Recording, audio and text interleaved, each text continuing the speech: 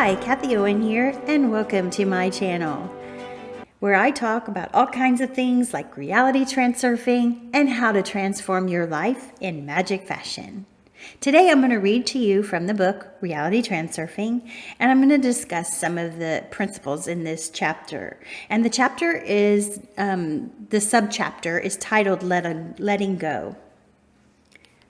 The mind's compulsive desire to control everything turns life into an endless battle with the flow. If only the mind could allow the flow to go its own course rather than trying to force its will upon it.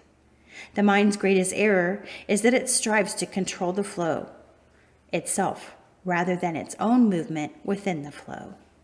This is one of the main causes of the majority of problems and disappointments that people face.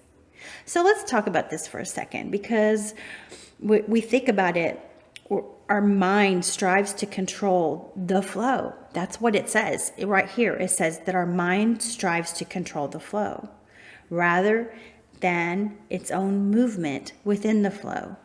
That's where we have the control. We have the control of the movement within the flow. The purposeful stream that takes the path of least resistance is incapable of generating problems and obstacles. These are created by the madness of the mind. Activate your inner witness and observe, at least for one day, how the mind tries to control the flow. Perhaps you are offered something, but you refuse it. Maybe someone tries to tell you something, but you fob them off. Somebody tells you their opinion, and you argue. Someone does something their own way, and you try to set them on the right path. You are offered a solution, but you protest it will not work. You expect one thing, but receive another and express dissatisfaction. Someone bothers you, and it makes you angry. Something contradicts your script, and you go for the jugular to force the flow into the right channel. Maybe things are different for you, but there is undoubtedly a grain of truth in these words. Now, try releasing your grip and giving the flow more freedom. I am not suggesting that you must agree with everyone and accept anything that is happening, but you could consider making a tactical adjustment. Move the center of gravity away from control towards observation. Do not be in a hurry to fob someone off, object, argue, prove yourself, get involved, manage, or criticize. This is important. Give situations a chance to resolve themselves of their own accord without active involvement or resistance. If not dumbfounded, you will at least be surprised by the result, for something quite paradoxical will happen. Be willing to release the control you acquire more control over a situation than you had before. The objective observer always has the advantage over a direct participant.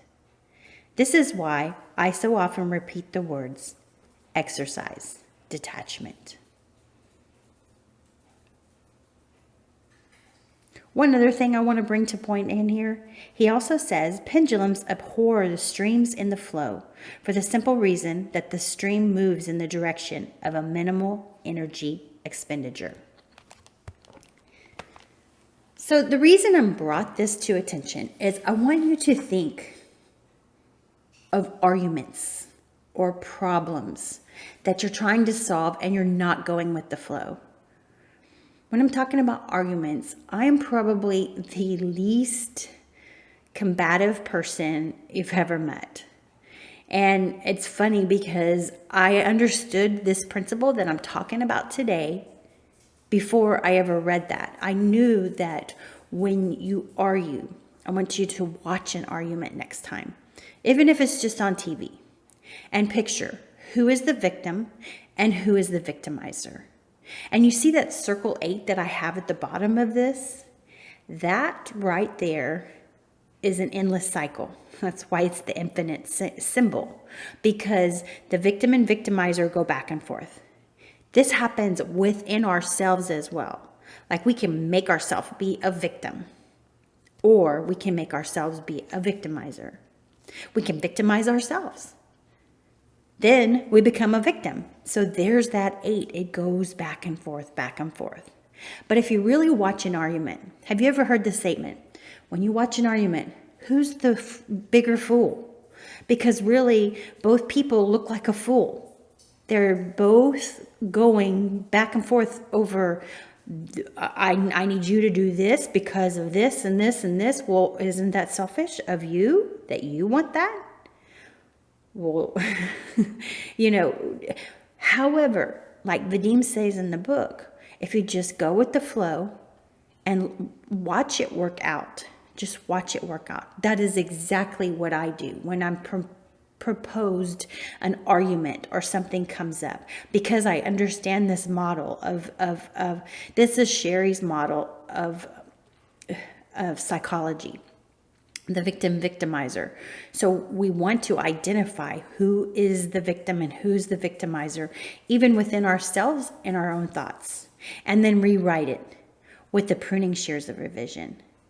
So tomorrow or the next day, whenever I do my next video, I'm going to discuss the pruning shears of revision and go over that.